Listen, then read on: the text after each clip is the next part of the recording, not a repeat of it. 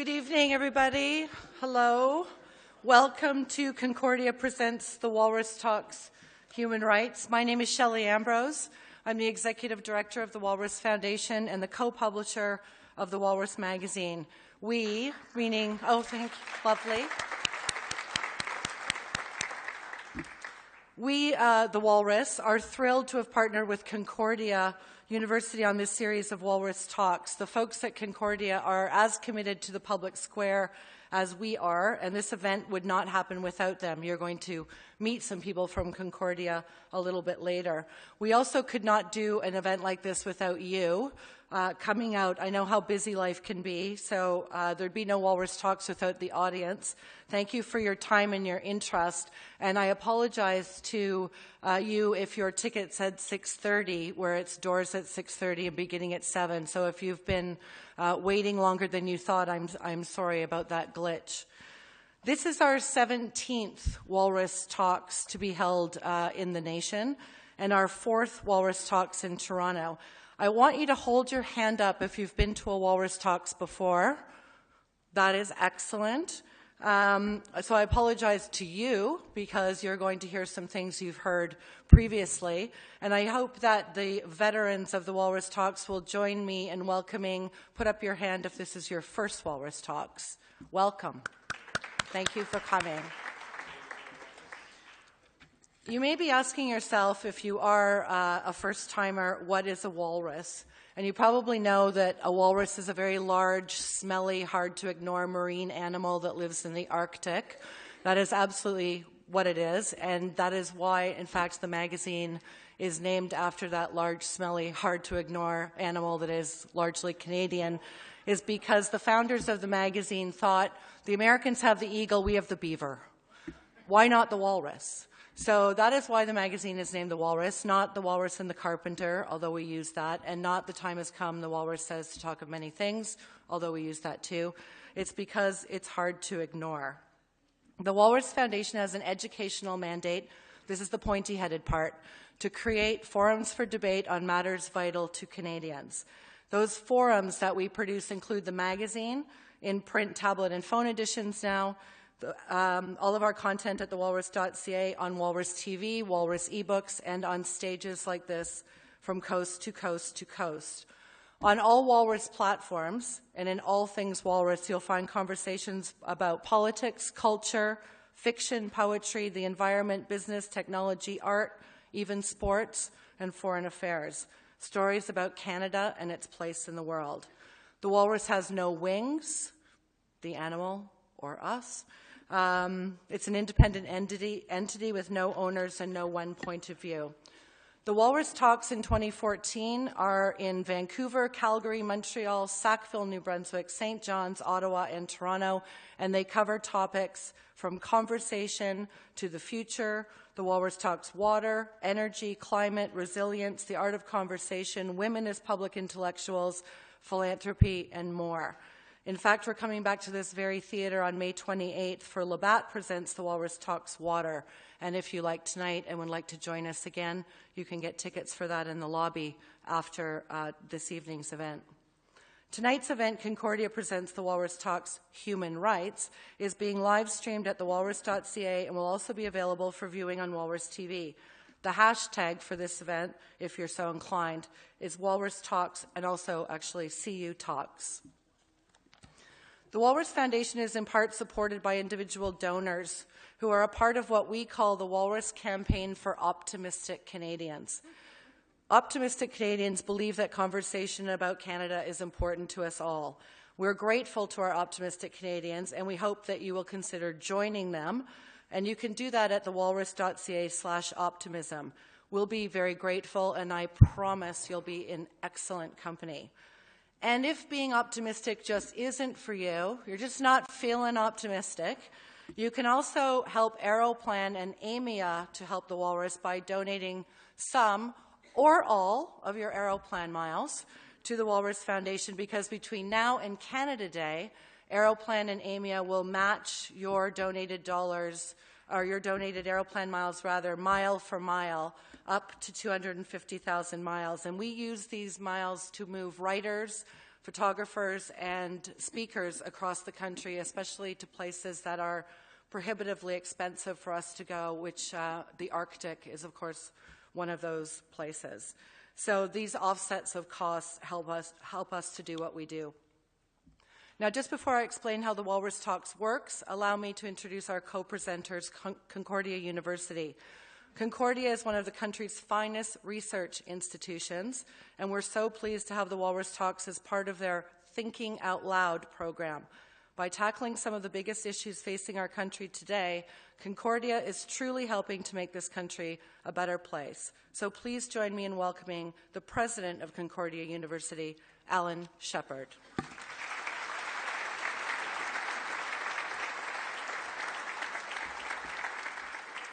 Thank you, Shelley, and bonsoir. Good evening. It's always great to be back at Victoria College. My love affair with Canada began right here at Victoria College, and I think it made me an optimistic Canadian.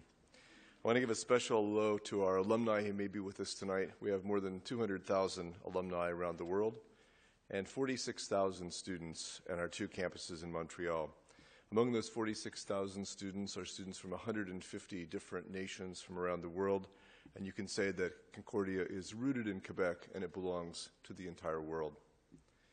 Making our research accessible to the public and to a larger audience is part of our mission, and that's the spirit behind this conversation series and our partnership with the Walrus. And we deeply appreciate our partnership with the Walrus, and special thanks to Shelley Ambrose and the whole Walrus team. I wanted to say a few words about one of our research units at the university, the Montreal Institute for Genocide Studies, or as it's sometimes known, MIGS. The Montreal Institute for Genocide Studies is led by Professor Frank Chalk, who will be speaking tonight. And the Will to Intervene project, one of MIGS's signature projects, is led by Kyle Matthews, who will also be speaking this evening. And all of this with a major role by General Romeo Dallaire, retired of the Canadian Forces. MIGS was founded in 1986. And its mission is to look at the roots of genocide and its prevention. And it has, over those last many years, has become an international reputation. It works with the United Nations and several influential think tanks around the world. It's worked in Rwanda, in South Africa, in Uganda, and in Central Asia. It's funded most recently by the Swedish government, and by federal and Quebec funding agencies, tri-council agencies, and so forth, and by many private donors. I'll just make a quick pitch for MIGS. It's accepting graduate students, if there's anybody in the room who's thinking of doing a graduate degree in this area. Some of the recent projects have included the research and analysis of foreign intervention in Haiti, in Rwanda, and Burundi. Thank you again for joining us this evening. It promises to be a lovely evening.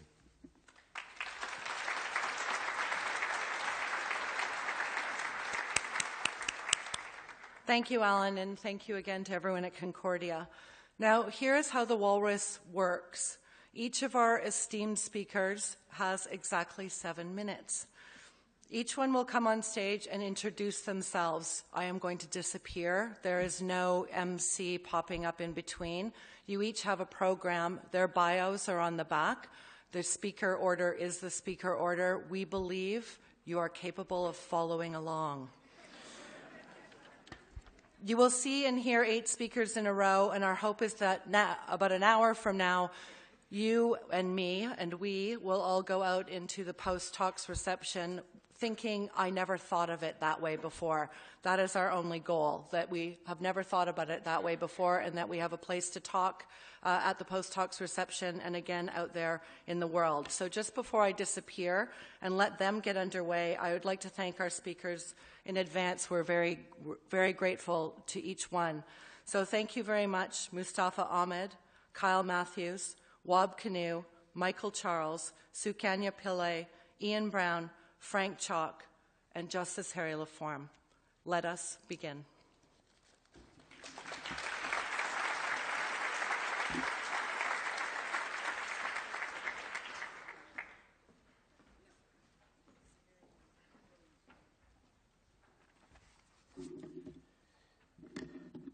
Hello, I'm Harry Laforme. In 1492, Christopher Columbus stumbled upon North America believing it was India. And while that meant that the indigenous people would be forever called Indians, the fact that it was the wrong place meant nothing, because on that occasion, Columbus was on a mission for the Catholic Church. You see, in 1453, the Pope, through papal bulls, granted Christian nations authority to claim and conquer lands with instructions to redraw the ranks of power. Christian kings were to discover and colonize new lands, heathen lands. They were to search out and subdue all pagans and other enemies of Christ and reduce them to perpetual slavery for the monarch's use and profit. Thus began the campaign of the doctrine of discovery, the colonization of lands around the world through the magic of papal bulls. So when Columbus stuck the flag of Spain into the soil of North America, magic seeped into and spread throughout all the land, and not just for Spain. For the next 400 years, the magic lay dormant in North America, although nations continued to spread it elsewhere. The French and English in the 1500s settled the northern parts of North America, the magic of the discovery doctrine virtually unknown to them. Their only concern was survival in a harsh, undeveloped new land and many fierce indigenous inhabitants. Alliances were quickly formed as trade and commerce developed with the Indians, and I use that word in memory of Columbus.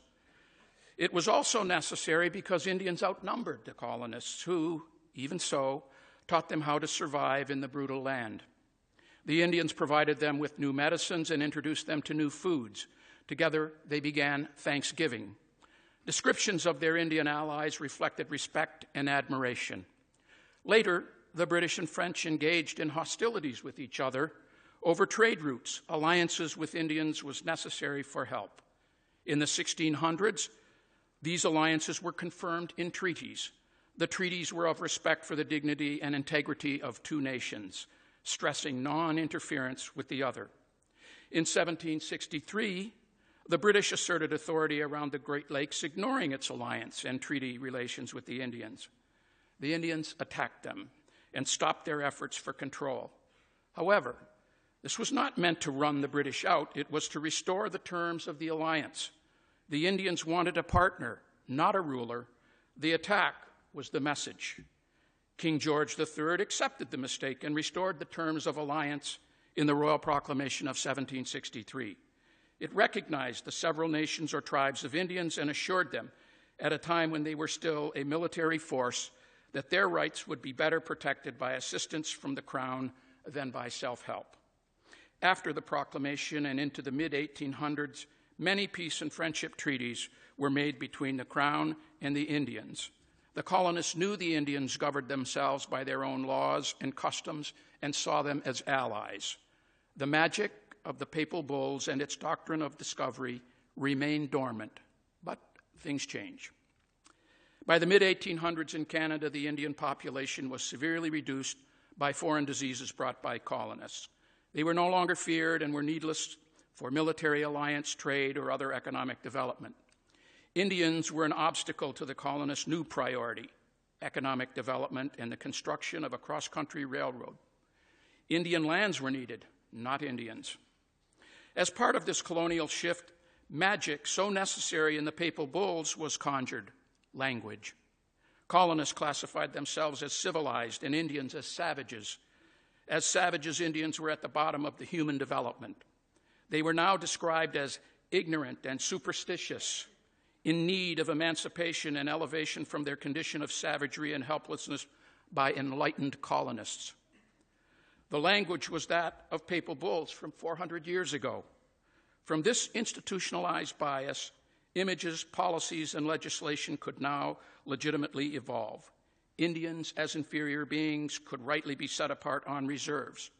And so it went. Indians were reduced from equal founding partners to crown wards. In all aspects, diminished in capacity, the colonial government assumed total responsibility for their care and needs. The Crown was their legal guardian with all legal authority for them. In 1867, the British North America Act created Canada. The powers of government were divided between the provinces and federal government. Indians and their lands were federal. Federal Parliament could now continue the colonial policy and legally define the identity of its crown wards as well as all their rights and interests. In 1876, it did this through the first Indian Act, which became the central tool for giving itself the authority to entirely manage the lives of Indians, creating hundreds of thousands of wards of the federal state. Also, government now saw treaties as simple contracts with minimum requirements. But still the question, what about Indian land? Well, now comes the rediscovery of the papal bull's magic and the reawakening of its malignancy. In the 1880s, a dispute arose between Ontario and Canada over who owned the lands of Indians who had purportedly surrendered them. As this dispute engaged the Canadian courts, the United States was looked to for help. In this, they learned of the magic of the papal bulls and its doctrine of discovery. As it happened, in the early 1800s in the United States, a dispute arose because a man purchased land from an Indian nation. And later, another man purchased it from the United States government. In 1823, the United States Supreme Court conjured the magic of the papal bulls and decided that when the British discovered the lands in the United States, they had acquired actual title to them. Consequently, the court said, the Indians never had any title to land. They had no land to sell. Canada liked that analysis. So in 1888, Canada's courts decided that any interest in its lands, such as it might be, was limited to that of use and occupation only. It was certainly not, and never had been, ownership, and Indian use and occupation was at the pleasure of the Crown. It could be taken away at any time. The malignancy of the magic of the papal bulls had moved north. So, through this magical law, the conquest of the Indians of Canada was complete. Who can be an Indian, where and how they can live, and the ownership of their original lands were now in the complete possession and control of the colonists. Indians were landless, disenfranchised, and relegated to the status of wards of the state, reduced to a lesser class of Canadian.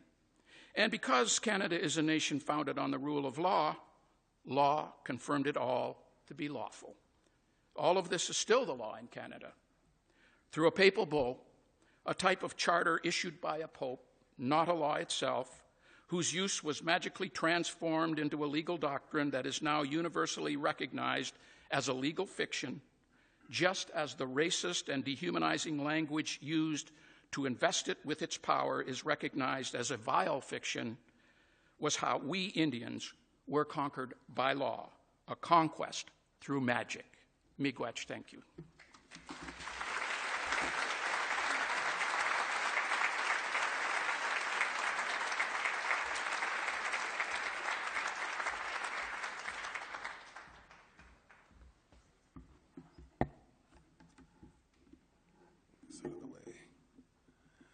Good evening, I'm Michael Charles.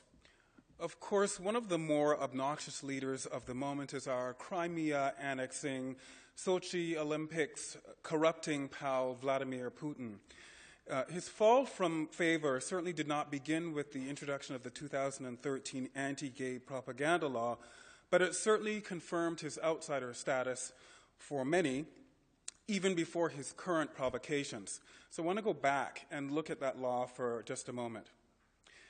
Using the protection of minors as a pretext, the law prohibits propaganda and promotion of equality between traditional and non-traditional sexual relations.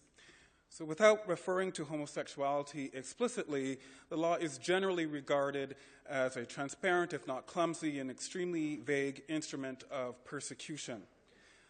Even Stephen Harper denounced it, and our PM is not normally given to attending pride marches, waving placards, championing the rights of the transgender. That's not who our PM really is. But his public denunciation may be interpreted as a recommitment to Supreme Court of Canada principles, the current spat notwithstanding, including all rights are equal and hierarchies must be avoided. 2, there must be a respectful balancing when rights compete. And 3, no legal right is absolute, and each is limited by the others. These principles of equality are expressly rejected by Putin's push for what is now known as cultural rights or traditional values. of which the anti-gay propaganda law is merely an example. And in contrast with human rights, cultural rights emphasize and tend to return to a rights hierarchy that places the interests and values of the group over the rights of other groups or individuals.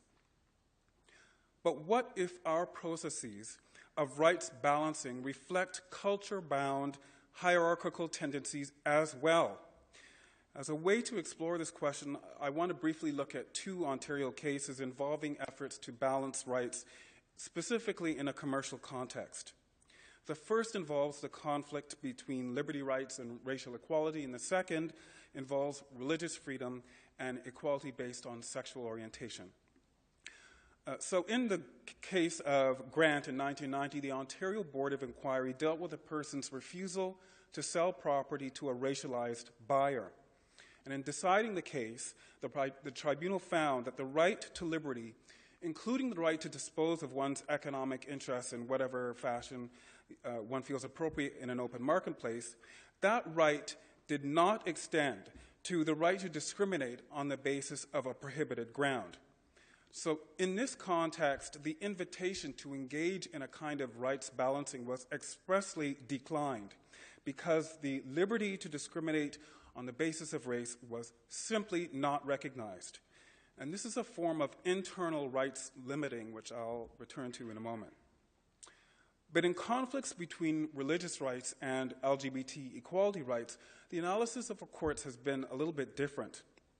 In the 2002 divisional court case of Brocky, the court did not approve of a printing shop's religion-based refusal to produce stationery for an LGBT advocacy group.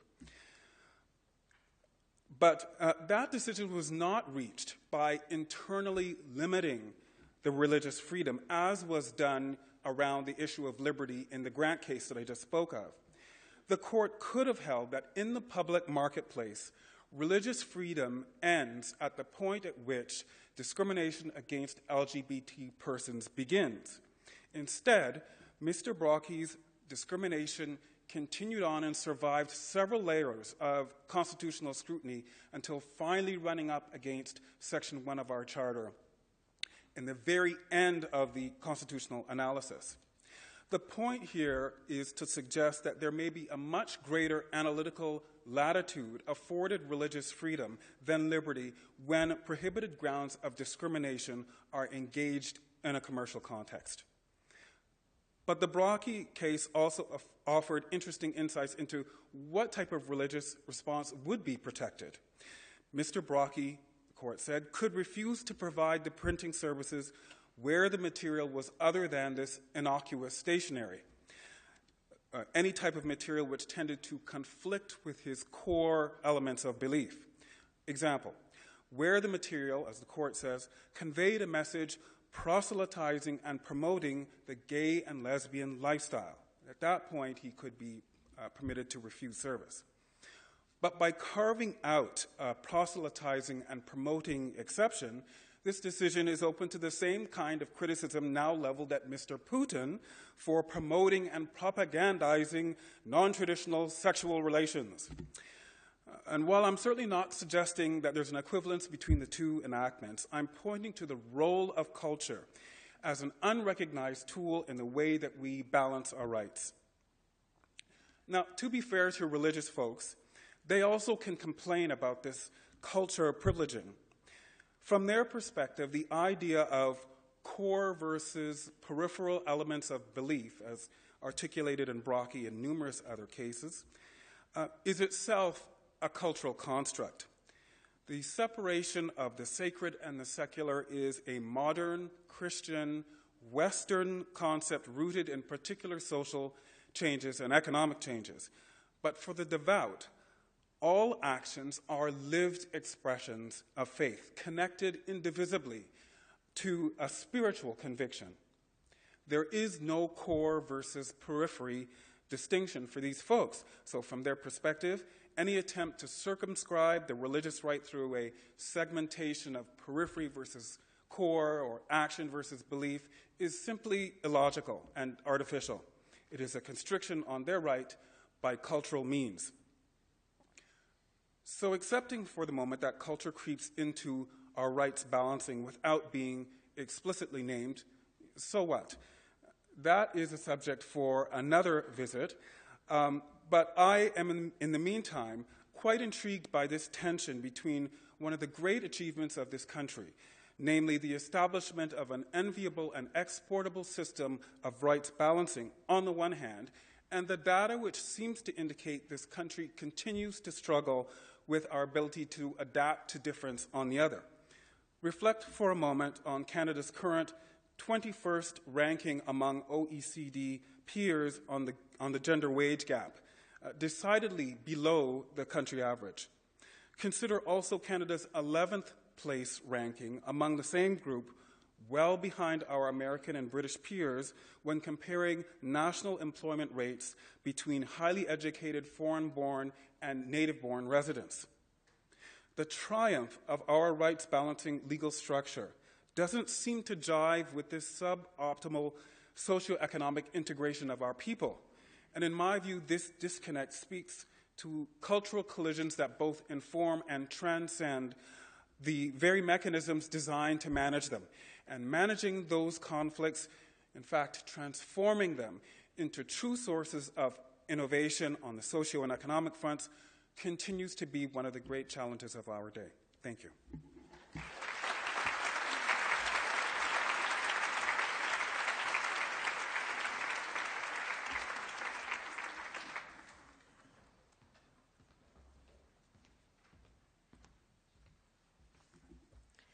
Hello, I'm Sukanya Pillay. Do you, like me, ever wonder what it means to say human rights? I thought I knew. I mean, most of my life I've been inspired by this concept, human rights, that from the ashes of World War II, from the genocide, the rapes, the killings, and the conflicts in Europe and Asia, the world got together and said, never again. A global recognition that human rights and human dignity are inseparable, inviolable, and the birthright of each one of us, crucial in the 1940s and crucial in 2014. Yet a few months ago, I was in a conversation with two people, and one of them said, let's focus on civil liberties, not human rights. And the other person said, quite right. And I walked away thinking, but what do they mean? Is there a distinction? If so, does it matter? And why? In the time I have left, let's consider 4 quick examples. 1, voting, obviously civil liberties. There's a new bill in Parliament that wants to restrict vouching and introduce proof of address requirements. Why? Are we in Canada moving from a voting system based on trust to a system based on distrust? Are we introducing barriers to participation? What does democracy mean if it doesn't mean the right of people to participate and to elect who governs them? And by the way, who's affected by voting restrictions? The elderly, the young, an Aboriginal person, a person with disabilities, someone who doesn't own their own home. 2, solitary confinement. What about the man, woman, teenage boy or girl who winds up behind bars? What if they have a mental illness or don't? What if they resist working with the prison guards or swear at them? What if this person gets put in solitary confinement for their own good or that of the inmates? What if the confinement goes on and on? What are we doing? Imprisonment, being put in jail after a trial where your guilt is established, that deprivation of liberty is the price you pay to society. Surely not the deprivation of dignity, not inhumane and cruel treatment. Is it too idealistic to demand that imprisonment should not render an individual worse off than they were before, that rehabilitation and reintegration are the goals? 3, refugees. Do we lock up refugees in Canada? It seems these days, in the same breath, we hear about human smuggling and irregular arrivals. Irregular arrivals, really? A person who is fleeing persecution because of what they believe, their political opinion, their ethnicity, nationality, because they are gay or female or facing torture. Someone who's running for their life forgot to go home and get their passport? Or worse, they had to pretend they were someone else to get out alive. And what happens when they reach Canada's shores? Are they treated humanely while their case is assessed? Nobody is saying do not assess the merits of their case. We must do this. But we must, at the same time, remember why we protect people who are vulnerable and who have no other state to protect them. Do we remember during World War II when Canada turned away a boat of Jews fleeing persecution by Nazis? That boat went back to Europe. 4, privacy and surveillance. Edward Snowden's revelations have shown us that the security agencies such as the NSA in the US or GCHQ in the UK or our own CSEC here in Canada are allegedly collecting personal information on a massive scale. Of course, it's important that governments collect intelligence. It is useful, and it's an indispensable tool to fight terrorism. It's a must. But does it include collecting, arguably, the entire digital existences of ordinary people, innocent citizens, you and me? Some people say, who cares? If you've got nothing to hide, why worry? But maybe that's the wrong question. Maybe it doesn't matter that you think you've got nothing to hide. Maybe it only matters what the state thinks about you. Cases of mistaken identity happen. Wrongful convictions, guilty by association, happens. We've had people spend their lives, decades behind bars, only to find out 30 or 40 years later they were innocent, exonerated by some new evidence. What if you're accused of something nebulous? How do you prove yourself innocent? Don't forget, if we've got the wrong person, the real criminal or terrorist is still out there. That's why we insist upon due process and fair trial rights. Consider Maher Arar, who was stopped at JFK and then sent to Syria, where he was tortured for almost a year because of faulty information given by Canadian officials to foreign agencies. Maher Arar was innocent. So, human rights. Do we care about them? Do we care about the 276 Nigerian girls kidnapped? Do we care about murdered and missing women in Mexico? What about the farmers in India committing suicide daily? Do we care that the world's so-called free trade rules have rejigged so much that now a handful of corporations control our food? And what will that mean in the future? Do we care that repressive regimes torture people abroad? Do we care that this torture information can infiltrate and contaminate our systems here in Canada? Do we care that among us walk individuals who still suffer daily the agonizing psychological and muscle memory of being tortured? Just as the terrorism threat is transnational, threats to peace and security are also transnational, like that butterfly who supposedly flaps its wing in Japan and can cause a tornado across the planet here in North America. So too, threats to human rights can result in threats to peace, security, and civil liberties worldwide. But here's the good news. Human rights is also a transnational concept. People all over the planet get it. They know we, each of us, has a right to live freely, to create, to vote, to privacy, to love, to protect, to raise hell without breaking a just law, to be treated equally whether we are a man or a woman or gay or straight or transgendered or have a mental or physical disability. They know there's a serious problem and root causes must be identified and addressed when disproportionately large numbers of Black men and Aboriginal women are behind bars in prison or experiencing violence. And while some say repression, oppression, they're as old as the ages, I say so too are human beings who champion dignity and freedom, who understand that rights are the birthright of every human being and not something merely conferred by the state. And that's why I'm hopeful. This is what human rights means to me: civil liberties and freedom and the right to food and water and to protest and to be free from torture and indefinite detention and to demand accountability from power. There's enough of us who believe this, and we're not going anywhere. Thank you.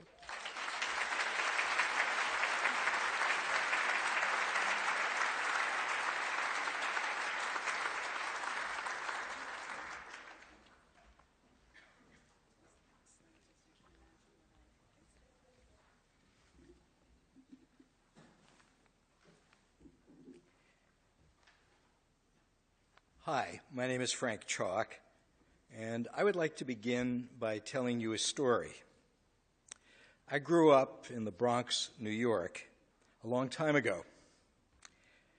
New York City summers are hot, but back in 1947, our mothers wouldn't let us go swimming in the neighborhood pool, the Cascades. I had a friend that summer. His name was Philip. He was the tallest person in my 5th grade class. He was a natural leader. But that summer, he went swimming.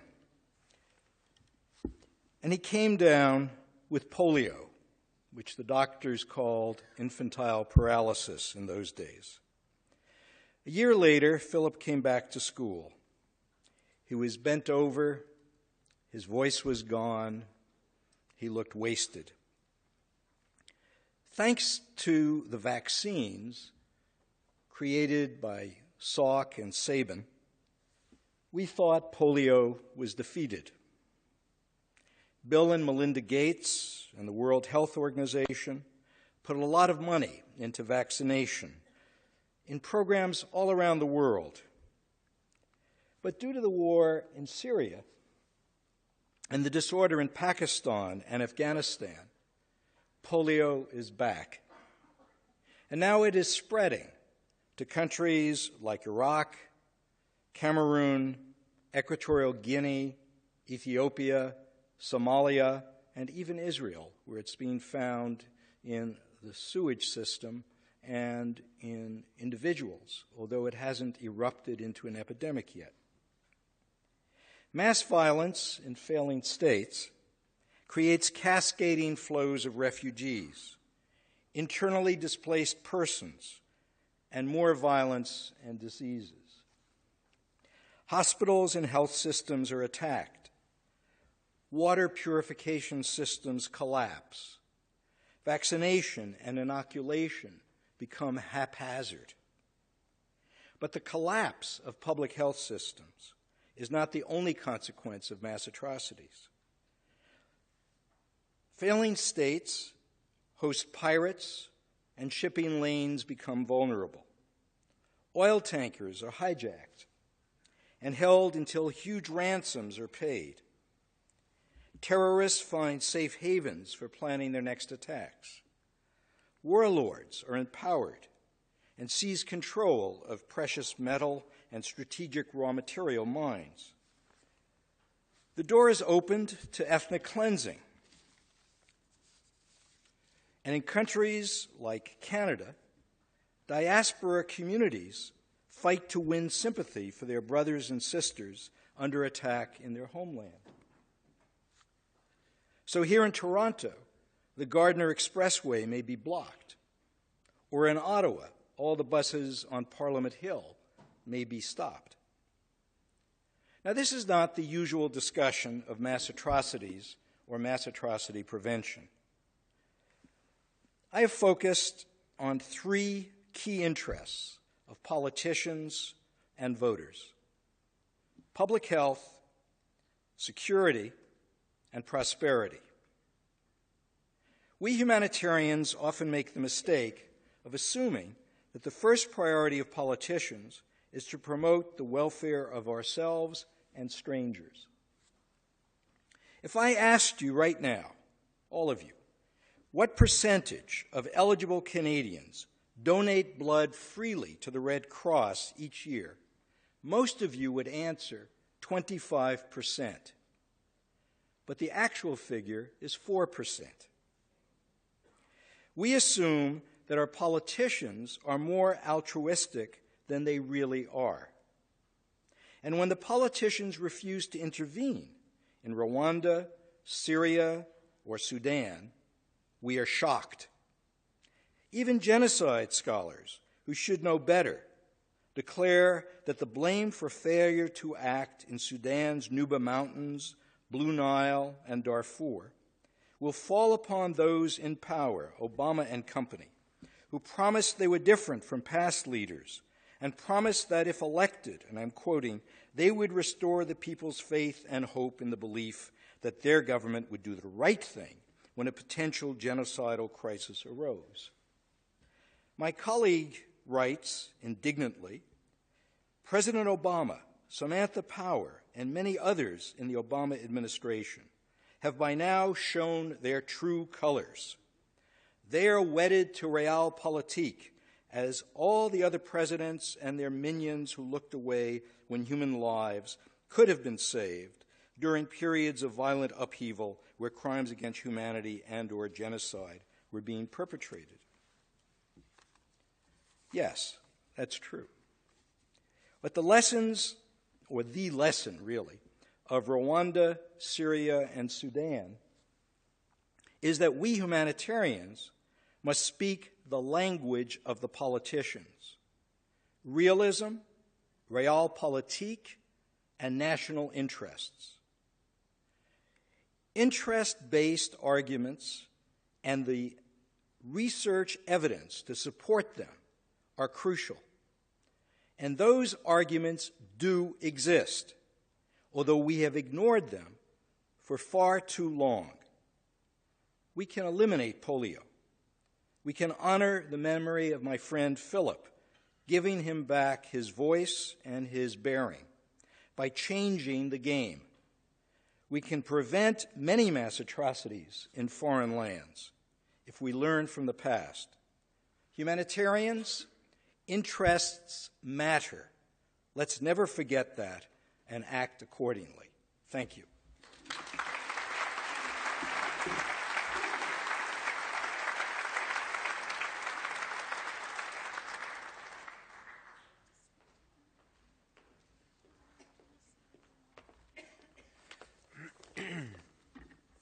Hello, I'm Ian Brown. I want to ask you a question. It has to do with an aspect of human rights that doesn't get talked about a lot because the people it applies to are generally not understood as full human beings. I'm talking about the intellectually disabled, people who may or may not be physically disabled, but who are intellectually challenged as well, who can't tie their own shoes or plan a day, who can't play the piano or write a sentence or make money in any way, who often can't live their lives on their own. The Canadian philosopher Jean Vanier once described the intellectually disabled as the most oppressed people in the world. They're the kind of people we don't like to talk about because they make us nervous. That's why at many points in our history we have simply stuffed them away in institutions or murdered them, or, as we do today, made a big deal of including them, albeit in very narrow ways, because the intellectually disabled are hard to include. They cost a lot of money, they remind us that there are problems we can't fix, and they remind us of our own hidden vulnerabilities, of the fact that we don't have any control over our lives. I want to talk to you about the intellectually disabled, and we all do these things. But I want to talk to you about the intellectually disabled because I have a problem which relates to this question I want to ask you. My son Walker is intellectually disabled. He was born with CFC syndrome. There are 150 people like him on the planet. He's 17 now. He looks 10. He has the mind of a 2-year-old, and he always will.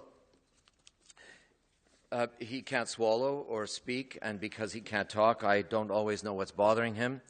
Quite a lot seems to. He hits himself if you let him. He can't reason, but he can walk. He's a great walker. That's why we called him Walker. So he is catastrophically mobile. He needs 24-hour supervision. He is what you and I would call severely intellectually disabled. And needless to say, it takes a lot of effort and a lot of money to keep him safe and healthy, about $200,000 a year of taxpayer money and another $50,000 of my own money before taxes. So while I worry about his health, I worry even more whether his life has any value, if it has any value at all, given that so much of it is lived on the periphery, on the edge of normal. And I don't worry about this because I'm sentimental or a romantic. People talk about inalienable human rights and values, but I personally am a realist. I want you, as a society, to care about him after I am gone. And if you see value in Walker, if I can convince you that he might be of actually immense importance to your own non-disabled lives in the future when you're searching for a little bit of meaning in what you did while you were here, if I can convince you of that, then you might support him and make sure he has a home and a community to belong to so that you can visit him and keep him company and get back to who you were. But how do I get you to see the human value in someone who most people think of as less than fully human, me included some of the time, whose rights are in fact limited by his capacity, and for whose kind we can't even build enough housing? If Walker were here, mind you, I mean, you would like him. You know, he can, like most of us, be a very charming person some of the time. If he were here right now, he would walk amongst the chairs and he would sit on your laps and he would visit. He likes to do that. He loves shiny things. He would love your sweater, for instance. He'd really like that, and he'd love your necklace. Oh, hi. You'll love your necklace. He especially likes women. I don't know why, but he does. And he seems, when he gets into your lap, to like very much to stare down women's blouses. And he does, and I'm not joking, he does this so consistently, in fact, and so deliberately, that I once said to my wife, Johanna, you know, I think that's part of the syndrome. And she said, no, that's actually hereditary. And of course, if he were here, I would be watching him as I speak. Even though I am a man, have learned to multitask. But eventually, you know, I would get distracted too, probably by a blouse.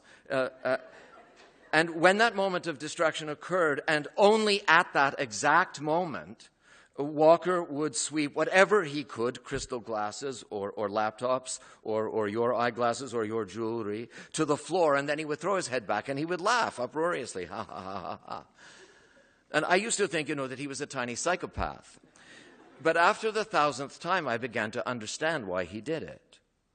And Walker senses that he is not like everyone else. He knows that he is not as capable as you or me.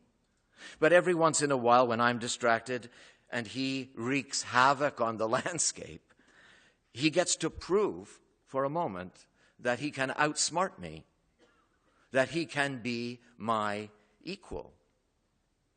And I used to think this must be a huge liberation for him to be as smart as his dad, if only for a moment. But now I realize that it's a much bigger liberation for me. Because by making himself my equal, he makes me his equal. And that really is a liberation for me from the endless and back-breaking list of expectations I normally carry, that we all carry. I mean, you know, he will never make any money or go to Harvard or marry the perfect girl or get the great job or do anything that will reflect glory on himself or, more importantly, on me by conventional standards. He will also never disappoint me. He will only ever be the flawed human being that he is, but he will let me be one as well. And all I have to do is to be his companion and his friend. And you can call this love, and you can even call it a human right if you have to.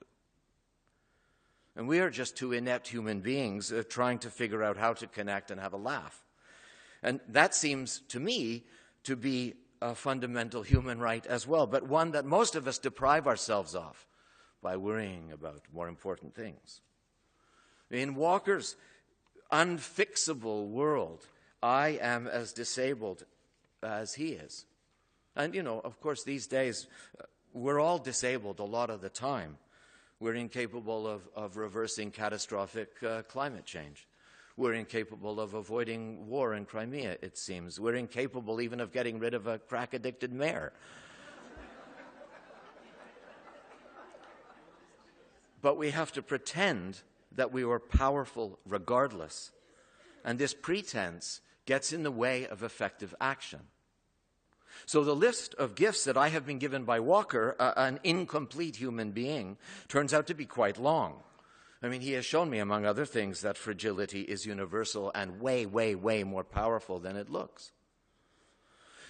So, my question, If you built him and his pals a community of their own, where they could be respected for who they are rather than for what we so desperately want them to be and try to make them into.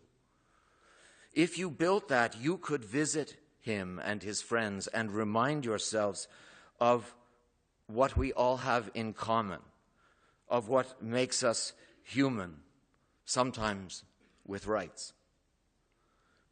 Would that, this is the question, would that convince you that he is a full human being with a contribution to make, no matter how subtle that contribution is, and therefore a human being with the right to be taken as seriously as any of us?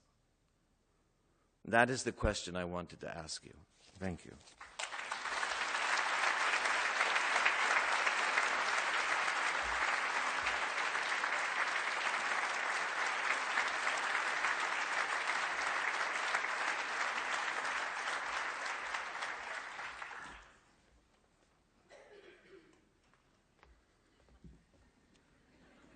Difficult to ignore.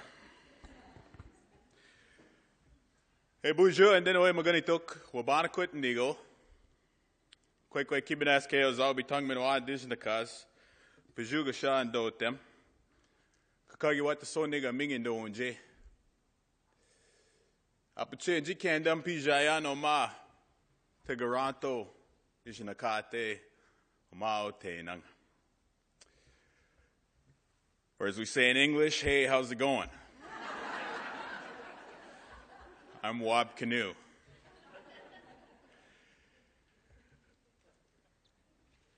I think today we find ourselves in a time where the Western liberal rights framework we have constructed is somewhat challenged. Snowden revelations ask us whether we have a right to privacy. Climate change asks us whether we have a right to clean water or a clean environment. I'm going to try and make the case that there's an alternative approach to thinking about things like rights. So in the Western liberal approach, you have rights focused on the individual, rights guaranteed to everyone, freedoms afforded to anyone. And I think it comes out of the Western liberal notion of sovereignty, that a state begins with a sovereign at the top of the society, and power flows down from there. And so we need an instrument like the Charter, or the American Constitution, or a UN Convention, to protect the individual from having their person infringed upon by that sovereign. But in the indigenous approach, it's not so much about sovereignty as it is about nationhood. It begins with the individual, who is completely and utterly free.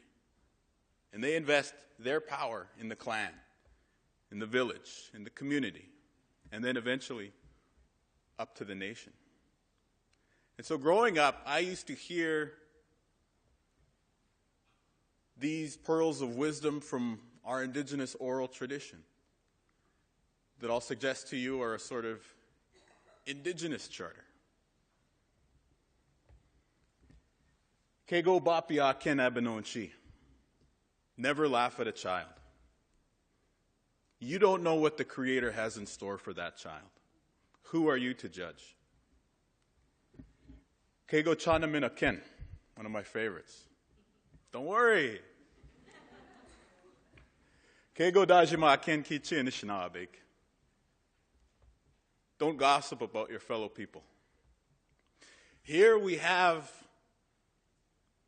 imperatives directed towards the individual, but formulated with the group in mind. Don't laugh at a child so that all of our children may be free to reach their full potential. Don't worry so that our society can be free of negativity. Don't gossip so that our social interactions can be free. And so what you have are imperatives directed at the individual, but not in terms of rights, entitlements that they have individually, but rather as responsibilities that they hold towards the group. And I'd suggest to you that that approach, thinking about things in those terms, in what we owe rather than what we are entitled to, might help us to solve some of the quandaries we now face, including those faced by the descendants of that rich oral tradition that I just described. In Canada, last week, the RCMP confirmed 1,186 cases of missing and murdered Indigenous women. There is an empathy gap in this country when you can see 1,000, 1,200 mothers, sisters, daughters, and not act. Not only are we not acting, that wasn't even the top story on the day that that was announced. And do you know why? Because Rob Ford smokes crack. Guess what? We know Rob Ford smokes crack.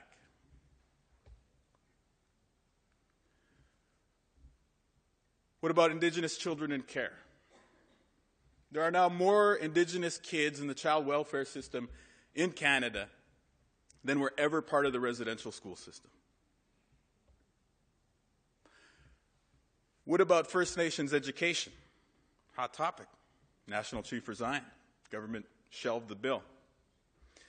Bill C-33 is designed to address a structural inequality levied against First Nations children in this country. Schools on reserve get $4,000 less, roughly, per student per year than do provincial schools. Regardless of what you think about the AFN or the federal proposal or the National Chief or where you affix blame in that equation, step back for a second and consider what it says about this country. That in 2014, First Nations people still have to negotiate for equality. We can do better. We ought to do better. And I would suggest that a place to start is by shifting the onus on what society owes us and start to think about what we owe our brothers and sisters around us. Yes, you do have a right. You are free to life, liberty, and the pursuit of happiness. But I would suggest that you also have a responsibility to those around you who are less fortunate. And with that, I'll say, miigwech kapizindawayek, or as we say in English, thank you.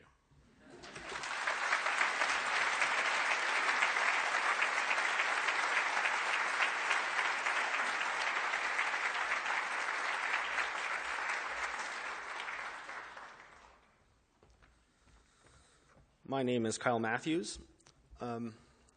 Approximately 20 years ago, a genocide was unleashed in Rwanda. A Canadian general, Romeo Dallaire, was in charge of the peacekeeping mission. This genocide would go on to take 10,000 people's lives a day for 3 months. The first few weeks of the atrocities, the UN Security Council pulled back most of the troops under General Dallaire's command. He refused to go. All the world's attention was focused on South Africa, in which the apartheid regime was going to transfer power to Nelson Mandela. Now, there were some brave souls outside of Rwanda that did all they could to try to get the world powers to do something. Human Rights Watch, led by the late Alison DeForge, traveled to Washington the third week of April, a time when probably 200,000 people have already lost their lives. And she was able to bring a Rwandan who left, was able to get out of the Rwanda from the genocide, escape the genocide, to meet with Anthony Lake, President Clinton's national security advisor. What did he tell them? He said, "You have to make more noise. You have to make more noise." He basically said, we're not going to do anything unless the media is covering the story and it's breathing down our neck, or if you're protesting in Washington with thousands of people to make us notice and perhaps do something. Now, This is very troubling. A country that signs the Genocide Convention, much like Canada, does not act in the face of atrocities. And you have to wonder if Romeo Dallaire had a Twitter account or a Facebook account in 1994, it didn't exist, mind you, would things have been different? Could he have bypassed the bureaucracy of the UN? Could he have contacted the BBC to share images? Could he have sent a tweet to Bill Clinton showing children huddled with their mothers, demanding protection, asking where the international community was? We'll never find out. Now, the world was a very different place in 94. None of us had the internet. There were no smartphones. If you're one of the chosen few who had a cell phone that weighed about 25 pounds, you were one of the few. But we've undergone progressive change. And social media has absolutely changed foreign policy. It has changed how foreign governments make decisions, particularly in democracies. And it has actually opened up the floor for civil society to participate, for individuals like you to participate as well. We see in this year, in 2014, 2 countries similar to Rwanda that are undergoing civil war and massive conflict at risk of genocide: South Sudan and the Central African Republic. Now, unlike in 94, none of these countries have had the UN peacekeepers pulled out of them. Actually, the Central African Republic is about to get 12,000 troops, in part because of NGOs, human rights groups, and activists that have been very, very loud on social media, sharing images. There are many examples of how social media has actually changed and will not allow the international community to pull the same stunts as it did in the past. We are watching them. The UN Secretary General traveled to the Central African Republic, tweeted images of people camped out in an airport asking for help. The U.S. Ambassador to the United Nations, Samantha Power, traveled to the Central African Republic herself, tweeting for the international community to do something, showing messages of support. So my point is that if you think social media is not a powerful tool, you have to ask yourself, why are certain governments, like Iran, shutting down Twitter and Facebook? They did that in 2009. You'll see an image of that, because it's a powerful, transformational tool that can be used to promote human rights. Now, I think there are 3 ways that you can actually use social media to mobilize human rights, to protect human rights. And the 21st century, let's get this straight, is not going to be a very good time for authoritarian regimes and control freaks. You can't control the internet. You can't control the media, at least not yet. I think there are 3 main points. One is how to amplify the power of witness. 2, how to build global networks. And 3, how to generate political will. Those are the 3 tools, the 3 important things that make social media a game changer. Now, the power of witness. The power of witness is a basic concept that if you can take images of atrocities taking place, you can change the behavior of the government committing them or of the non-state actors, or at the very least, you can hold that evidence and use it for prosecution down the road. And I think if we look at how Human Rights Watch has worked in the Central African Republic, they went into the Central African Republic knowing that Nelson Mandela just passed away in South Africa. The world was focusing on Mandela. You remember the news media covering his death, which is important, but they weren't focusing on the Central African Republic. And what they were able to do was to combine one of the world's best photographers with live tweeting from the ground to share that, to get people around the world to share that information, to raise awareness. And it eventually resulted in the major news agencies actually inviting them on to talk about what they saw, to talk about the desperation, what was needed. And we've seen increased international support to help stabilize the Central African Republic. I think that's a game changer. It's very important. We also have other examples of NGOs, civil society actors, using technology to protect human rights. And I can think of no other better example of George Clooney, the celebrity, who put a lot of money into an NGO in the US and created something called the Satellite Sentinel Project, where they put up a commercial satellite over the border of Sudan and South Sudan.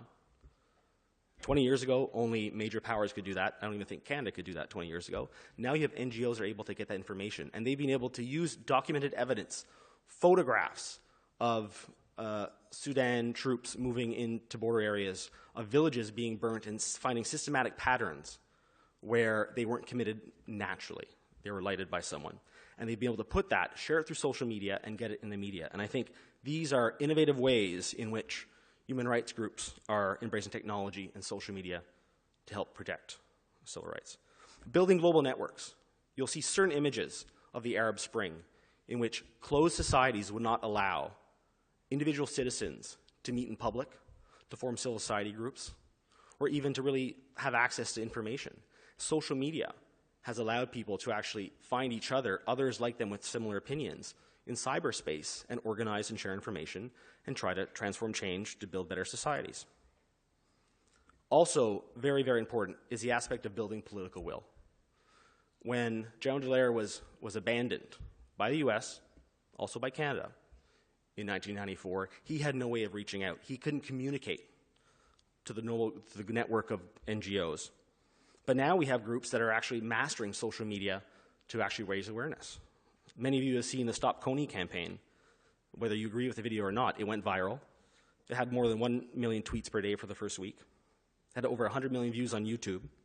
And it actually forced the African Union, that was pretty much sitting on its hands and knees, to get engaged and actually put together a task force to try to track them down. Last month, on the 3rd anniversary of the Syrian civil war, people around the world mobilized, online and in cities, across the globe in solidarity with the With Syria campaign. The campaign reached nearly 250 million people on Twitter and sent a powerful message to political leaders that doing nothing is not a policy option. It's important to actually keep on, even if our leaders aren't leading, to not let them go. And then we have this week, while the media didn't really pick up on the abduction of 200 schoolgirls by the murderous group called Boko Haram, that's also bombed the United Nations, that's actually been attacking civilians nonstop for the past couple of years, created the Bring Back Our Girls campaign that actually went viral and actually is now putting pressure on legislative leaders in the US and others to try to help the Nigerian government that's been trying, didn't want any international help to deal with it. So we are seeing social media as becoming an online platform to actually share information and to bring about change. Not as fast as we'd like, but it is something that I think is very, very important, because these conspiracies of silence are now somewhat a thing of the past. Leaders cannot tell us they don't know what's going on. They do know. And we have the ability now to get that information and share it with other people around the world. Now, where are we going in the future? I think it's a very exciting time. If you work in human rights, there are many different ways to mobilize technology and social media for human rights. But I think of no other most pertinent example of how crowdsourcing technologies and satellite imagery can be used by social media users to amplify their collective efforts towards the betterment of humanity. Many of you have followed the disappearance of the Malaysian Airlines Flight 370. The same company that George Clooney uses to collect images over the Sudan border posted many, many photos online. Within a matter of 3 days, over 2.3 million social media users across the planet looked through all of their maps of the Thailand Sea, scanned it, and they pooled their collective resources for a common good. Imagine what we could do if we could unify people, citizens around the world, to do that for human rights, to deal with that for people in closed societies where there's a risk of genocide. It would be a game changer. And so those organizations and individuals committed to making never again a reality have the incredible opportunity to mobilize social media to make more noise. Thank you.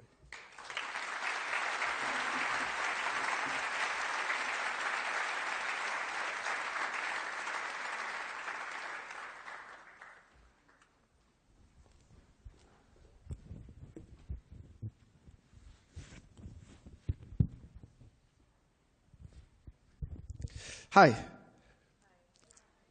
Hey. I'm a 17-year-old poet. My name is Mustafa, and I'm from the Regent Park community. And it's an honor to be here today, sharing the stage with such a wealth of knowledge. And I don't regularly sit down before a performance or before a talk, but I'm so happy that I did today, because there was just so much that I learned from. Human rights was such a broad topic, and I'm so humbled that I was chosen to come here and speak about my perspective.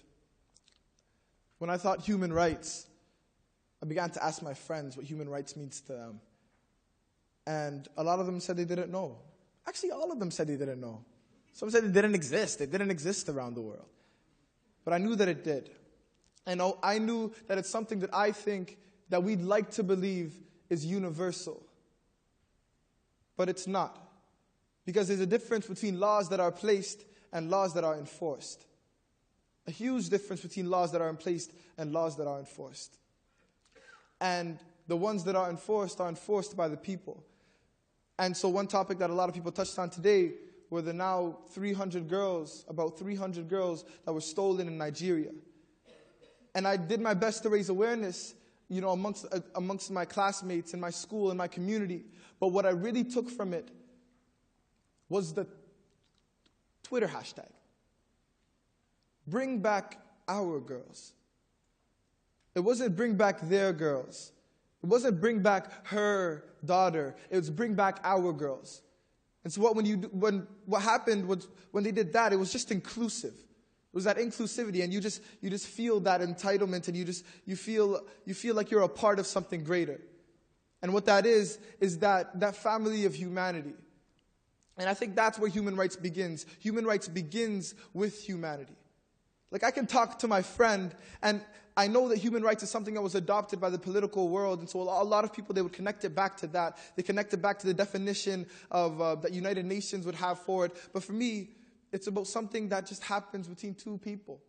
It's these underlying laws of the universe that we have when we are just born. I'm not going to turn to my friend when he insults me and tell him, hey, you just violated Human Rights Code 27356. Revoke your statement. Because if he doesn't revoke his statement, I'll probably violate another human rights code, and that doesn't solve our issue. My goal is to help him understand, force him into understanding, because that's the most important thing. I want him to understand why it is that I feel that way. Because if we're able to trigger our minds and stimulate our minds and just try and understand, because we have the ability to do that. We have the ability to understand something. And when we understand and wrap our head around a concept, we begin to feel it with our heart. And it made so much sense to me. Human rights begins with human. And I think a lot of people think it's a given that when you're born, you're a human. But no, because with being a human comes a lot of responsibility. It's about using your heart and using your mind and not disregarding the emotional aspects of your heart. Because I may have another friend who takes pride in being heartless. I'm heartless. Of course, they need their heart to pump blood throughout their body. They need that biology to exist, to be alive, but they may disregard that part, but you can't. Because now that your soul is in this body, you have to be able to use every aspect of your body. That emotional aspect, the aspect that helps you think, that helps stimulate your mind. And so that's what I try to do through poetry. Because I'm a poet and I'm an artist, and that's what I try to do. Because I know that the arts, what it does, it is like it triggers so much different emotions that other things can do. That sometimes that math couldn't do for me, that science couldn't do for me. The arts, it did that for me. Even my 2-year-old nephew will look at me when I'm hurt, and I'll turn to him and I'll be like, listen, owie, I have an owie on my finger. And he'll look at me and he'll read the emotion, he'll read my hand and he'll read my face, and he'll understand, hey, my uncle's going through something right now. And he'll kiss my hand, and he'll kiss it, and he'll kiss it, and he'll kiss it. And he's like, is it better? And I'm like, yes, it's better. Because you know why? Because he put himself in that position. That it's that innate trigger that just puts yourself there. It puts yourself there because you have that. Everyone has that empathetic drive, that sympathetic drive. And he had that as well because he knows that when he's hurt, I'm going to kiss his finger. And, sometimes he was never hurt and he just wanted a kiss on his finger, but that's not the point. It's the fact that he knows that a kiss is just great and everyone wants to be kissed. And so that's why I'm going to move on. And I'll tell you why I'm so happy that I was here sitting down today. It's, of course, to hear all of the amazing speakers, but Ian Brown, I'm happy I heard you today. Because what I'm going to be touching on right now and the piece that I'm going to be sharing today is on mental health. And it's about me opening myself up. And so that's what I do when I'm in the writing process. I try to make myself as vulnerable as possible. And I knew that I had a lot of people in my life who were suffering from mental health issues, mental health disabilities, and I didn't know why. And it was not something that I understood, so it was hard for me to feel for them. So I had conversations with mothers. I had conversations with those patients. And my sister worked at CAMH at the time. And I went in there and I tried to do some work over there. And I just really wanted to understand. I made myself as vulnerable as possible. And every time I perform it, I try to put myself back there so that other people can feel as well. So without further ado, this piece is entitled Invisible Disabilities.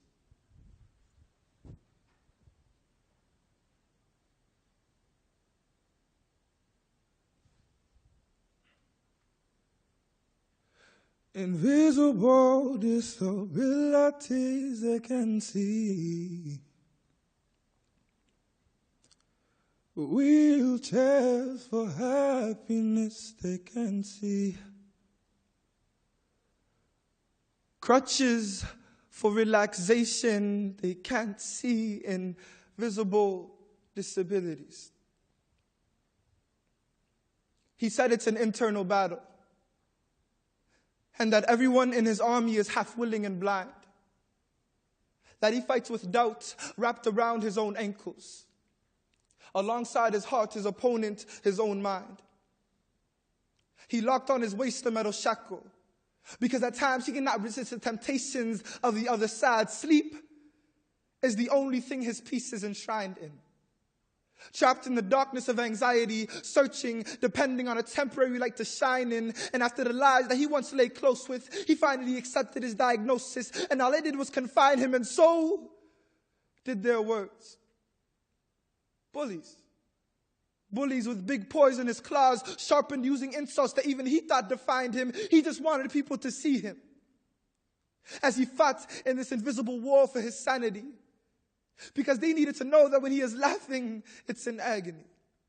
That when he's hyperactive, his illusions are wrestling with his reality. That his depression spirals from past experiences that ended tragically. That his medication strips him of emotion, hence why he doesn't socialize naturally. That he can't accept himself anymore. Because he looks into the mirror with the lenses of humanity, and they never gave him a chance. He forgot how to enjoy himself, and no one is willing to teach him or give him that chance. And so all he has left is a dance. Here's a dance. A contemporary dance with his illusions. His confusion makes him sweat. Left, forth, beginning new sets. Every rotation another regrets, and every rotation another is upset. And every rotation comes another hope for his own death to come. And he's a son. And so what happens when a mother holds the hand of a child but can't touch him anymore? When she knows of the battle he fights inside but is still blindfolded in this war. When she tries to sympathize but her level of understanding is too poor. What happens when a mother tries to brush joy on a child's emotions that were already destroyed at the core? When a mother and son's relationship cannot be maintained. When any relationship a child had cannot be restored. When a boy can't even love himself like he did once before. So he tries to sing invisible disabilities they can't see. Stitches for laughter they can't see. Band-aids for hope they still can't see. Invisible disabilities. So he watches the hands on the clock struggle to keep forth. There are too many reasons to be grieving, so his river of tears have lost their course. His eyelashes have felt more liquid than the clouds because the thread of his explanations are constantly cut short. He once felt like a child, once felt loved, was seen as nothing less than amazing, but now the sun screams in horror at his fire, raging, and its rays curve away from his eyes, ablazing. See, they see vile, but no one is correctly gazing. See, this young boy carries the weight of a mountain on his body, but all they see is a backpack, and so who's the one not engaging? We're disengaging. Alienating him from a sense of normality. He sees a door for the physically handicapped, and it's opening automatically, but his door is yet to be created. So he doesn't know how to enter society. Invisible disabilities you will never see. You will never see. And it's not something you must see, it's something you must know exists. That the invisible first aid kits and band-aids and crutches and wheelchairs are coming. And this boy must know that we'll care. That the battle will be fought with those that can feel. And that's far better than those that can just see. So let us use love and compassion to make visible invisible disabilities, because human rights, however you may define it, however the United Nations may define it, however the world may define it, don't ever let that influence or replace our natural ability as human beings to be compassionate, understanding, and empathetic. Thank you.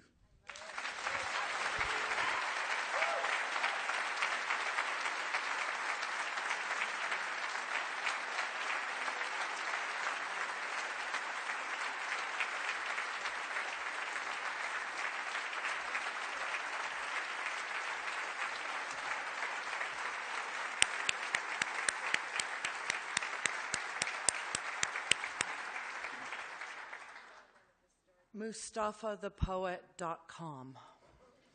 He has a new CD, and he's coming on the road with us. We're taking him to Calgary and St. John's, Newfoundland.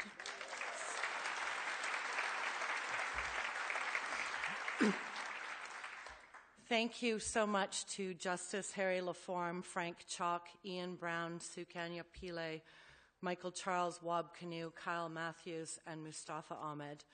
Thank you once again to our co-presenter and partner, Alan Shepard, and everyone else at Concordia for being a fabulous partner in the Walrus Talks. I hope we've given you some food for thought, and we hope now that you're a part of the Walrus community, we will see you again, maybe on May 28th, for Labatt Presents the Walrus Talks Water. Thank you for coming. Join us at the reception. Good night. Safe home.